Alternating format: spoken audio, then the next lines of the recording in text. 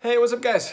Kevin out here in Portland, Oregon. I hope you're having a great day. For those of you that don't know me, my name is Kevin Schmidt. I'm a physical therapist, bike fitter, and I created pedal PT and bike-friendly physical therapy out here in Portland. I'm a daily cyclist, been working with the cycling population and doing bike fitting for a little over a decade now. And wanted to talk a little bit today about calf pain. The calf, you know, the back of your calf right below kind of your knee, the back of your leg there, the calf and the Achilles, which is kind of that little cord right by your heel, is a very common symptom that we tend to see with cyclists, especially newer cyclists that are kind of unfamiliar and new to using a clipless pedal system. So what I've got here is I've got a shoe.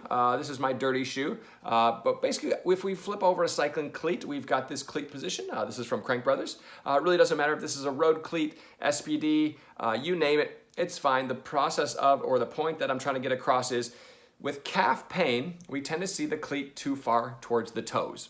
Okay, when that happens, we have created a longer lever arm for the ankle, which is here in the shoe, to the pedal and to the pedal spindle. The longer the lever arm that is, the more work that calf has to do. So a lot of times people are going to be seen also pedaling with the toe down when we're pedaling. This is not super great. That actually puts a lot more work on the calf itself. And the surprise is that most people do not realize that the calf is designed to be an ankle stabilizer during cycling, not a power generator, okay? For endurance cycling especially, we just need that ankle to stay roughly the same, ideally maybe 20 degrees of plantar flexion throughout the whole pedal stroke when we're pedaling, not a lot of ankling and doing a lot of motion in the ankle. The ankle just kind of stays fixed, okay? That's the number one thing. If we can do that and we can stabilize that foot and those muscles in that position, we're actually very nice. The ankle and the calf acts as a nice stabilizer, and the power itself is generated from the quads, the hamstrings, and the glutes, of course. Everybody talks about more glute pedaling. Here's your way to do it. So the first thing we do is, like I said, make sure the cleat is further back. The further toward the toes it is, the more stress you're gonna put on the calf itself. Also, make sure that you're not dropping the heel when you're pedaling too. A lot of people, especially newer riders, they hear some random advice about dropping the heel when you're pedaling. It's better, you'll get more power.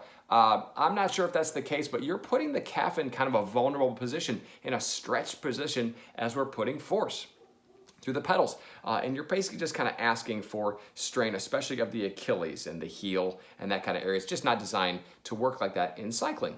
So take a look at those two things. Number two is make sure you're shifting to easier gears. You're spinning the pedals. You're going quickly, about 90 RPMs a minute, which is pretty fast. If you're pedaling at a very low cadence, or you tend to choose a very slow, lower gear to pedal in, you're gonna be putting more stress kind of through the whole chain, including the foot, ankle, and calf as well.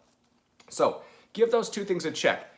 To review, cleat, usually too far forward.